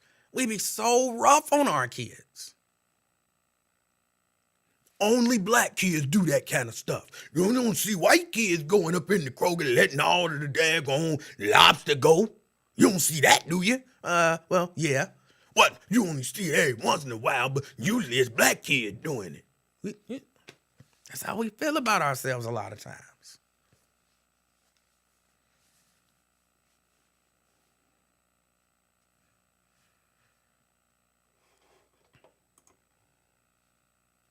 And if Tanner and Connor go to court, they'll wear khaki pants, white shirt, maroon striped tie, blue blazer, and loafers. They'll receive community service and case closed. If they receive community service. If they receive community service. They'll get a good talking to. Their parents might have to pay a fine. Court costs. And maybe the cost of a lobster. The going rate of a lobster? I don't know what the going rate of a lobster is. What, $100, $112? I just made that up out of nowhere. I don't know where I got it, $112.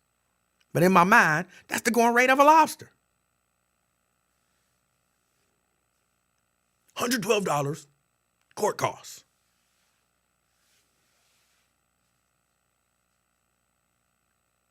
And seal the record. What? They just say seal the record? Yes. Nobody will know, ever. Like, you mean when they get 21? No, now. Nobody should know this. We don't want this to ruin their lives.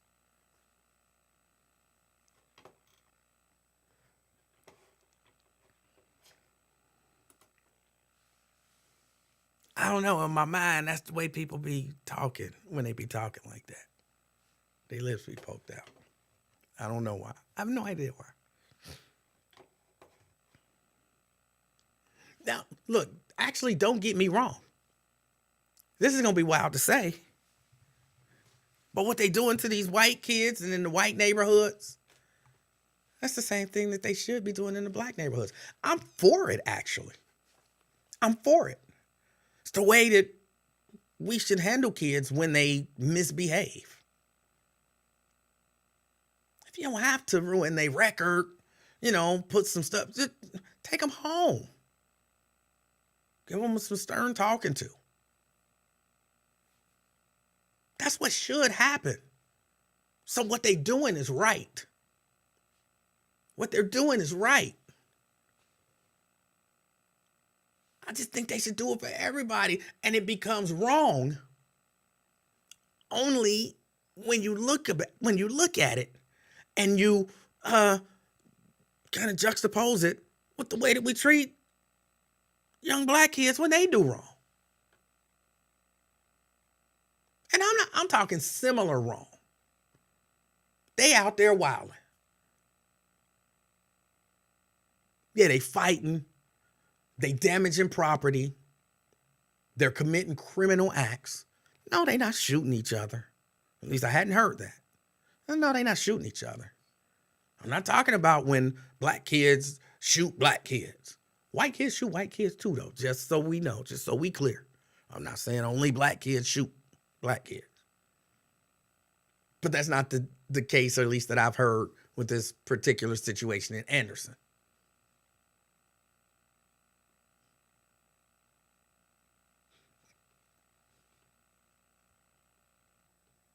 When black kids get a little out of hand, everything go crazy. White kids get a little out of hand. Okay, we can handle it. Okay, we can handle it. Okay, maybe we need to be a little stronger about handling it.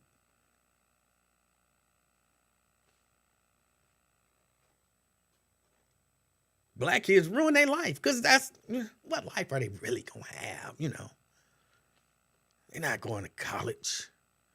If they do, they're not going to be successful. And if they are, it's not really going to amount to anything. And if they even achieve some sort of success, heck, it's enough people in their own community rooting for them to fail. Just, suspending. He didn't do what the man said do. Take away $200 million. He's stupid. Throw him back in the mud. So they They don't value a lot of our kids like a lot of y'all don't value them. They don't root for their success, even when they're successful, like a lot of y'all don't.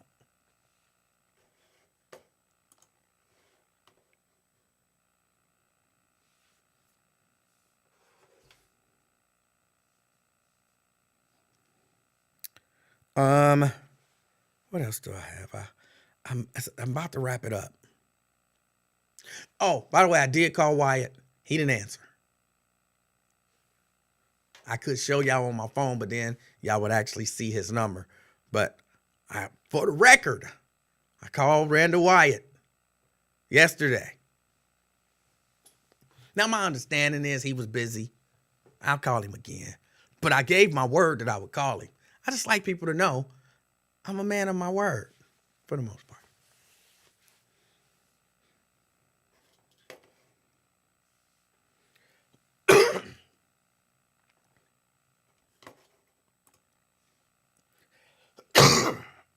Excuse me. LaDonna said, just like the white girl buried her baby in the backyard, they said they didn't want to mess her up for college. Y'all remember the chick, white girl? I remember December used to go bonkers for her. Casey Anthony. Y'all remember her? The one, where everybody believes she killed that little baby, her daughter, Kaylee Anthony. Her parents kind of said she did it, but then kind of said she didn't. She went on trial. She was found not guilty of the murder, and she kind of disappeared. Y'all remember her?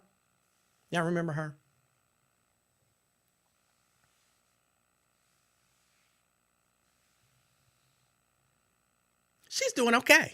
I watched a little documentary on her on, where was it? I don't remember which network it was on. It might have been on Peacock. I got them all, so it was on one of them networks. I watched a documentary on her. You know what she's doing now? She's, or at least I believe what she's doing. She's working for a lawyer's office. She's got a job in the legal field. She makes decent money. Because guess what? They took care of her.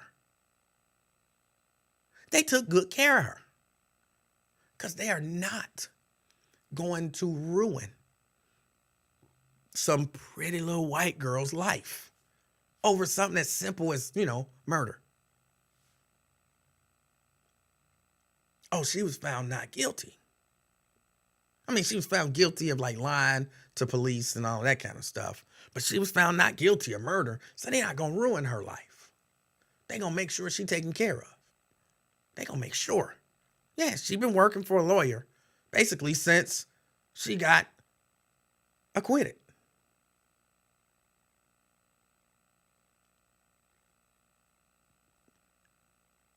They gonna take care of her.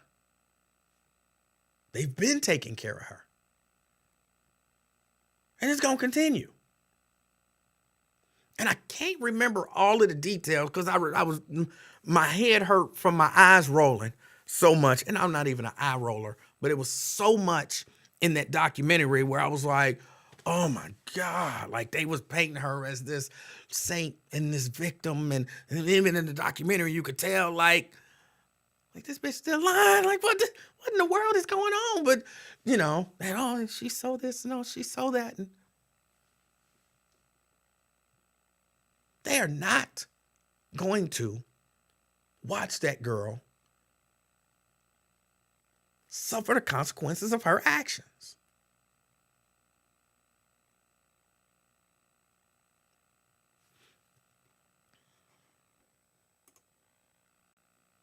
Who is they? White people. Greater society here in America. That's who they are. See, they ask me questions and then I'm answering them and I feel good. I want to lose weight, but I'm rewarding myself today.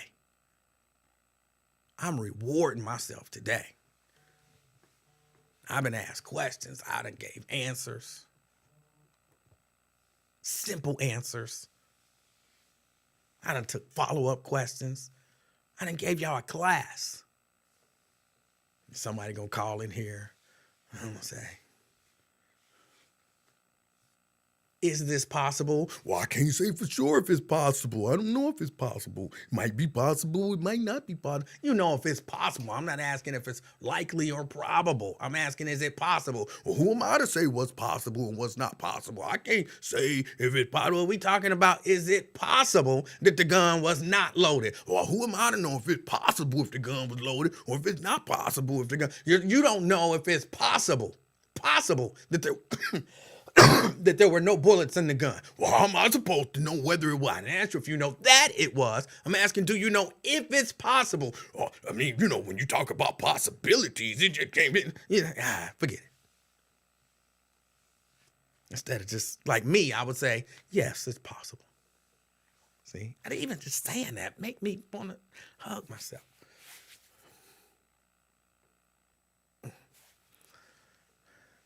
So proud of me.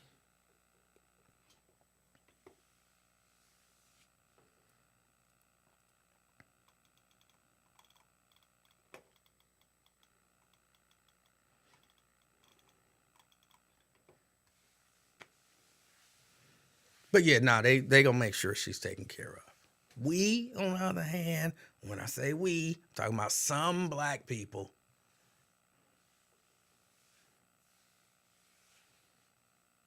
We wouldn't do that. We wouldn't do that.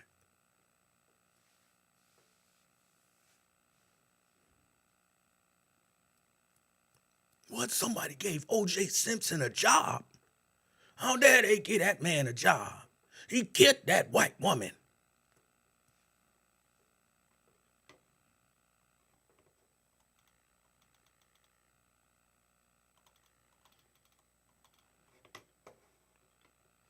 All right, so I got to get ready to get out of here. I believe Wyatt's coming on today. You definitely want to check out Wyatt. He'll have some actual stories of significance to talk about.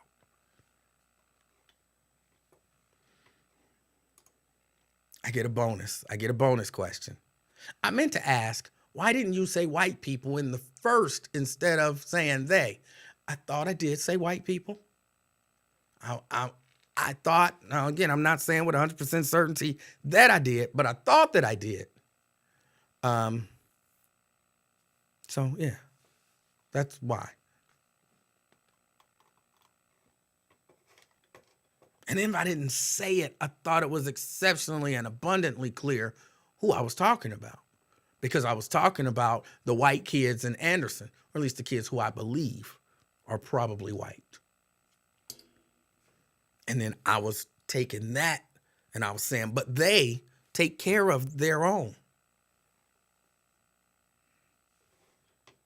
So I thought that like reasonable, sensible people with even a very low level of ability to kind of reason, use their deductive reasoning skills, would be able to put that 2 and 2 together.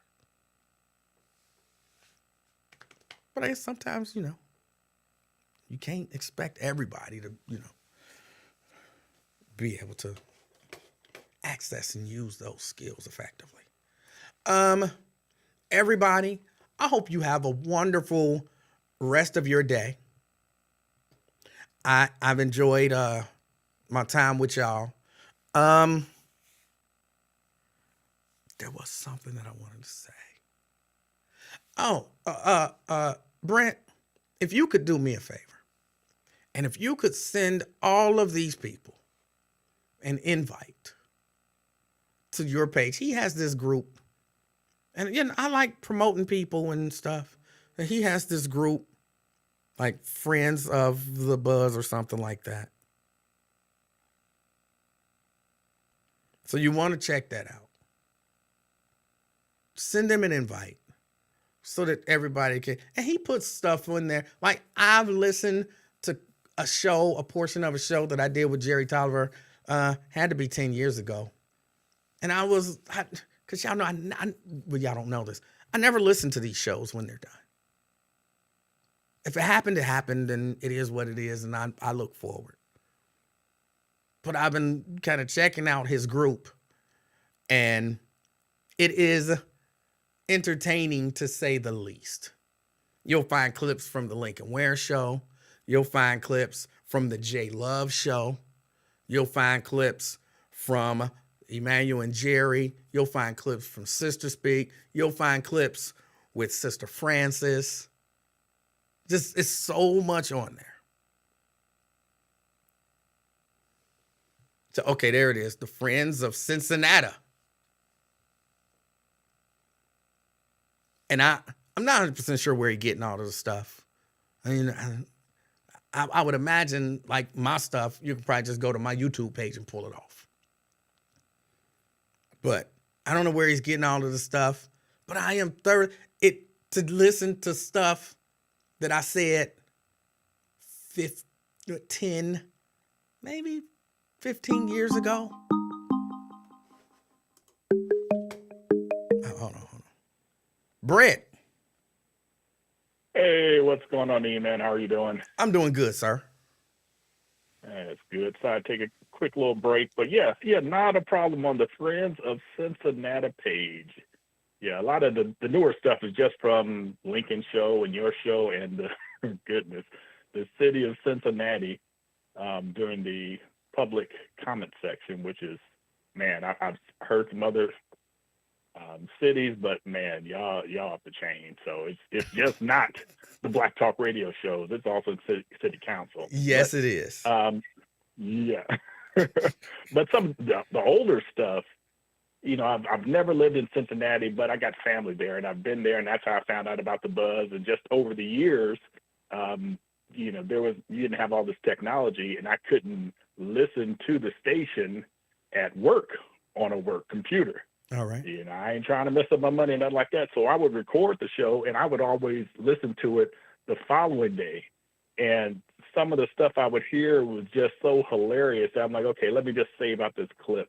And some of that stuff is like, man, close to 15 years old. Yes. I forgot I even had on an old hard drive. So, so I know there's some things that you were looking for, or you were supposed to be doing research and follow-up on, but I found one on, what was it, Royal Jenkins. Did you ever do follow-up on Royal Jenkins? I don't even know what Royal Jenkins is. Royal Jenkins is God. That was a call from Belton. I'll throw that one up there. That call was hilarious when you're the producer for J Love. So I'll put that up there, so it should bring back some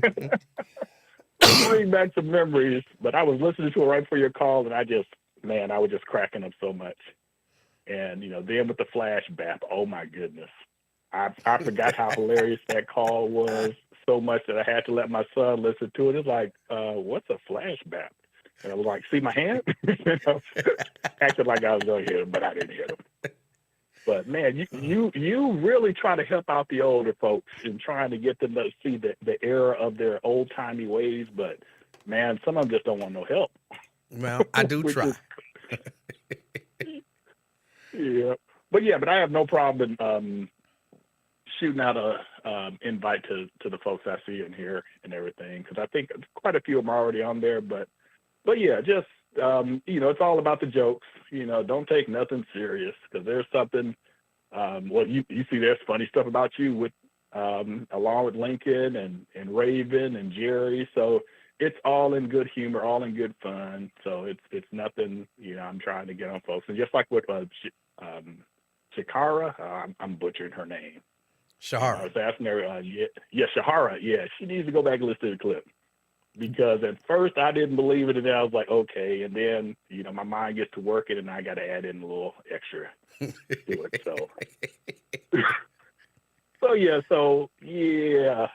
So hopefully I will always stay behind you in getting invited to Cincinnati for unaliving events. So. But it's all in fun. Even when Lincoln starts to get irritated now, and I'm like, man, if you were to see my uncles and see how we go back and forth, what I'm doing to you is mild, because I really don't know you. I just know of you. But man, my uncles come at me hardcore, and I come right back at them. It's either do that or you go cry. Yes. And if you cry, they still gonna have their foot in your tail. So yeah, it's no holds barred. And so that's why I learned to have I can only tell you, Lincoln he gets sensitive, and when he's sensitive, he's sensitive.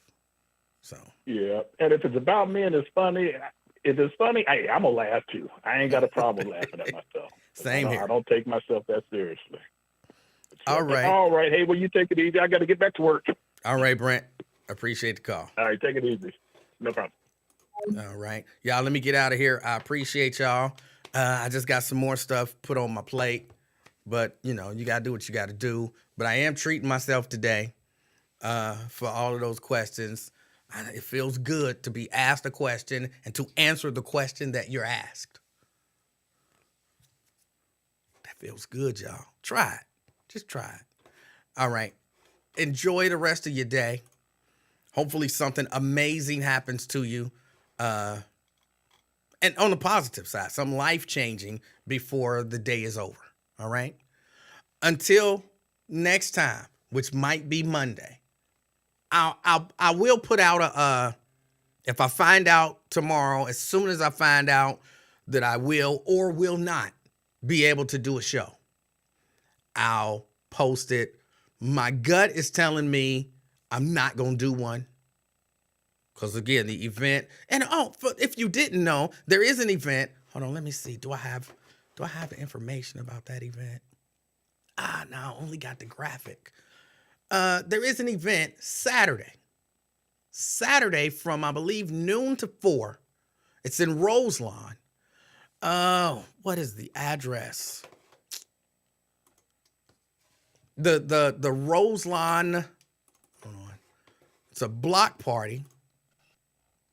The Roselawn Colors of Creativity block party going on Saturday from noon till 4.